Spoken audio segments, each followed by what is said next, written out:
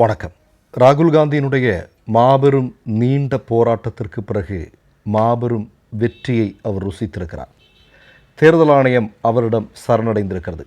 அவர் சொல்வதை கேட்க தயாராகி இருக்கிறது தேர்தல் ஆணையம். என்ன அப்படின்னு நீங்கள் கேட்கலாம்.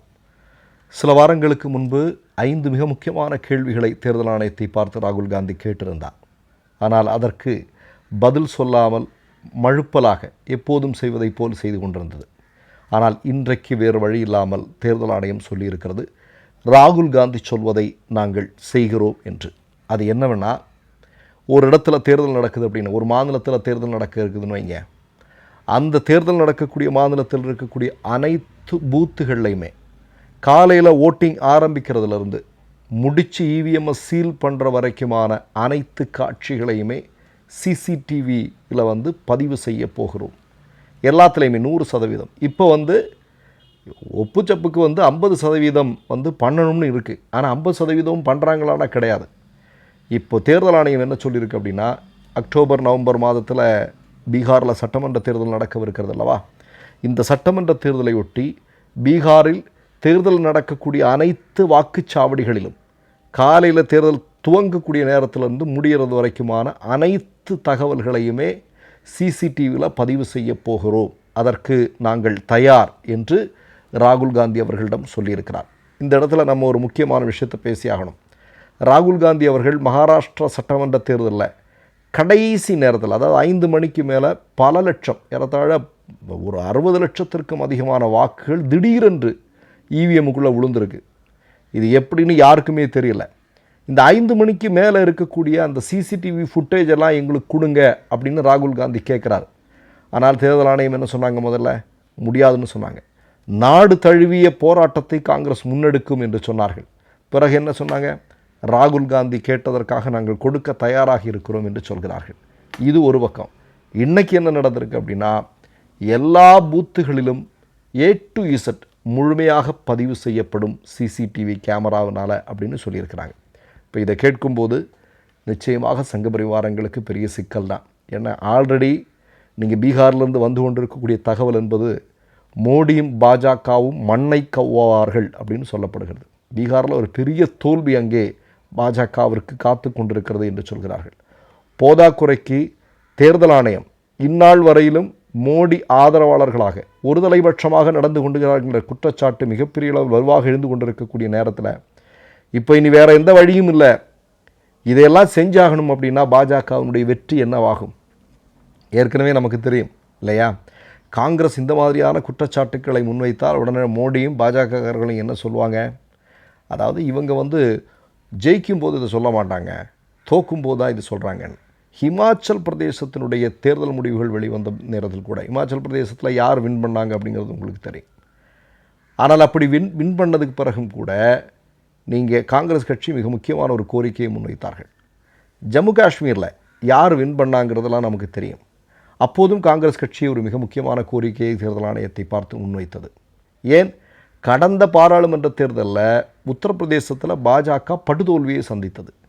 காங்கிரஸ் இந்தியா கூட்டணி மாபெரும் வெற்றியை பதிவு செய்தது. அந்த நேரத்திலும் கூட அவர்கள் சேர்ந்து ஒரு விஷயத்தை முன்வைத்தார்கள். என்ன அப்படின்னா, தேர்தல் ஆணையத்தினுடைய செயல்பாடு எங்களுக்கு சந்தேகம் இருக்கிறது, எங்களுக்கு பல்வேறு கேள்விகள் இருக்கிறது, அதற்கு பொறுப்பாக நீங்கள் பதில் சொல்ல வேண்டிய பொறுப்பு இருக்கிறது என்று தேர்தல் ஆணையத்தை பார்த்து தொடர்ந்து குரல் எழுப்பி கொண்டிருக்கிறார்கள் காங்கிரஸ் கட்சியை சார்ந்தவர்கள். போதாக்குறைக்கு இப்போ ராகுல் காந்தியே பல இடங்களில் தனக்கு வாய்ப்பு கிடைக்கும் போது எல்லாமே அவர் என்ன சொல்கிறாரு? தேர்தல் ஆணையத்தினுடைய செயல்பாடுகளின் மீது எங்களுக்கு சந்தேகம் இருக்கிறது, சந்தேகத்துக்கான காரணங்கள் இதோ நான் பட்டியலிடுகிறேன், இதற்கான பதிலை நீங்கள் சொல்லுங்கள் இப்படிங்கிறத அவர் தொடர்ந்து கேட்கிறார். இப்போ இறுதியாக வந்திருக்கக்கூடிய விஷயம் என்பது எல்லா ஃபுட்டேஜையுமே இனி, அதாவது வாக்குச்சாவடிக்குள் நடக்கக்கூடிய அனைத்து நிகழ்வுகளையுமே சிசிடிவி ஃபுட்டேஜில் எல்லா இடத்துலையுமே முழுமையாக பதிவு செய்யப்படும் என்று சொல்கிறார்கள். உங்களுக்கெல்லாம் நான் சொல்ல வேண்டியதில்லை, நல்லா தெரியும் உங்களுக்கு. அதாவது விவிபேட் ஸ்லிப்பு, வாக்கேந்திரங்களில் பதிவாகக்கூடிய வாக்குகள், இந்த 2ஐயும் முழுமையாக எண்ணப்பட வேண்டும் என்கிற கோரிக்கையும் பல காலமாக இந்தியாவில் தேர்தல் ஆணையத்தை பார்த்து கோரிக்கையாக முன்வைக்கப்பட்டு கொண்டிருக்கிறது. ஏன்னா பல இடங்களில் நீங்கள் பார்த்தீங்க அப்படின்னா விவிபேட் ஸ்லிப்பில் பதிவான வாக்குகளும் தேர்தல் ஆணையத்தில் வாக்கேந்திரங்களில் பதிவான வாக்குகளுக்கு இடையில் ஒரு மிகப்பெரிய வித்தியாசம்.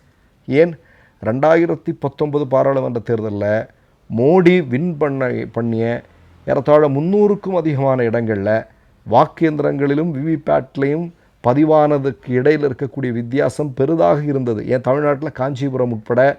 அதே மாதிரி நீங்கள் பார்த்தீங்கன்னா பன்னீர்செல்வத்தோட பையன் ரவீந்திரநாத் வின் பண்ண இடத்துல இருந்து பல இடங்களை சுட்டி காட்டி கொண்டு போகலாம். அந்த அளவிற்கு மிகப்பெரிய சிக்கல் இருந்தது அப்படிங்கிற ஒரு குற்றச்சாட்டு மேலெழுந்தது. ஆனால் இன்று வரையிலும் அதற்கு பதில் இருக்கிறதா? இது தொடர்பான பல வழக்குகள் இன்று வரையிலும் நீதிமன்றத்தில் இருக்கிறது இல்லையா? இப்போ நமக்கு நல்லா தெரியும், இவர்கள் ஆட்சி பொறுப்பிற்கு வந்ததற்கு பிறகு தேர்தல் ஆணையத்தை எப்படி தங்களுடைய கட்டுப்பாட்டுக்குள் கொண்டு வருகிறார்கள் அப்படிங்கிறது இல்லையா? நீதிபதி சொல்கிறார்கள், உச்சநீதிமன்ற நீதிபதி சொல்கிறார்கள், தேர்தல் ஆணையத்தினுடைய தலைமை பொறுப்பில் இருக்கிறவங்களை இப்படி தான் தேர்வு செய்யணும் அப்படின்னு, இதுதான் ஜனநாயகமாக இருக்க முடியும் அப்படின்னு. ஆனால் மோடி என்ன பண்ணுறாரு? இல்லை அதெல்லாம் நாங்கள் கேட்டுக்க மாட்டோம். நான் என் சகபாடினா யார்? அவர் கட்சியிலே உள்ளவரான் ஒருத்தரான் அவங்க, அதுக்கப்புறம் எதிர்கட்சி தலைவரான், இவங்க 2 ஓட்டும் போட்டுருவாங்களாம், தேர்தல் ஆணையரை இவங்க கொண்டு வந்துடுவாங்களாம். இதெல்லாம் பார்த்தா மக்கள் சிரிப்பாங்களா சிரிக்க மாட்டாங்களா? யோசிச்சு பாருங்கள். உலகின் மிகப்பெரிய ஜனநாயக நாடு, அந்த நாட்டினுடைய மிக ஜனநாயகத்தை உறுதி செய்யக்கூடிய, ஜனநாயகத்தை பாதுகாக்கக்கூடிய மிக முக்கியமான இதுன்னு அப்படின்னா என்னது? இந்திய தேர்தல்கள். இந்திய மக்களுக்கு கொடுத்துருக்கக்கூடிய ஆகப்பெரும் ஆயுதம் அதுதான். இந்த இடத்துல அது நேர்மையாக நடத்த வேண்டிய பொறுப்பு இருக்கிறது. அப்போ அதில் நேர்மையான ஒரு அதிகாரி வர வேண்டியது இருக்கிறது. நேர்மையான அதிகாரி எப்படி தேர்வு செய்யணும்? ஆளுங்கட்சியை சார்ந்த 2 பேரும் சேர்ந்து முடிவு பண்ணால் போதுமா? அது சரியாக இருக்க முடியுமா? முடியாது இல்லையா? ஆனால் அதில் என்ன பண்ணாங்க? பயந்து போய் உடனடியாக அதில் எல்லாம் திருத்தங்கள் கொண்டு வந்து பல விஷயங்கள் பண்ணது அப்படிங்கிறத நம்ம பார்த்தோம். இன்றைக்கி பீகாரில் வந்திருக்கக்கூடிய தகவலின்படி நீங்கள் பார்த்தீங்க அப்படின்னா, முழுமையாக சிசிடிவி ஃபுட்டேஜ் முழுமையாக பதிவு செய்யப்படும், அது தேவைன்னா நாங்கள் கொடுப்போம் அப்படிங்கிற இடத்துக்கு வந்திருக்கிறாங்க. இது ஒரு மிகப்பெரிய மாற்றத்தை இந்திய தேர்தலில் உருவாக்கப் போகிறது. பீகார் சட்டமன்ற தேர்தலில் பாஜகவிற்கு மிகப்பெரிய பாதிப்பு இதனால் ஏற்பட போகிறது என்பதாக இந்திய மக்கள் கருதுகிறார்கள். மற்றொரு நிகழ்வில் சந்திப்போம். நன்றி, வணக்கம். மை நேம் இஸ் ரெட் சேனலை சப்ஸ்கிரைப் பண்ணிக்கோங்க. அதுக்கப்புறமா பக்கத்தில் இருக்கிற ஜாயின் பட்டனை கிளிக் பண்ணீங்கன்னா ஒரு நியூ பேஜ் ஒன்று ஓப்பன் ஆகும். அதுலேயும் ஜாயின் பட்டனே கிளிக் பண்ணிக்கோங்க. அதில் பார்த்தீங்கன்னா credit R debit card options இருக்கு. இதில் உங்களுக்கு விசா, மாஸ்டர் கார்டு, ரிப்பே அப்படின்னு 3 ஆப்ஷன்ஸ் கொடுத்துருக்காங்க.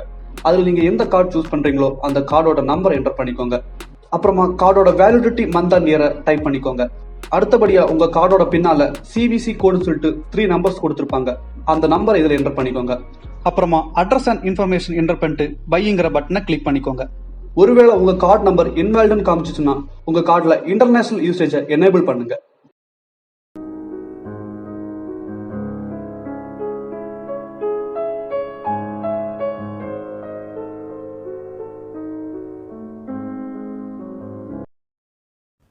மூன்று யூடியூப் சேனல்கள் வியாபாரத்திற்கு இருக்கிறது. தேவைப்படுபவர்கள் இந்த எண்ணுக்கு தொடர்பு கொள்ளுங்கள்.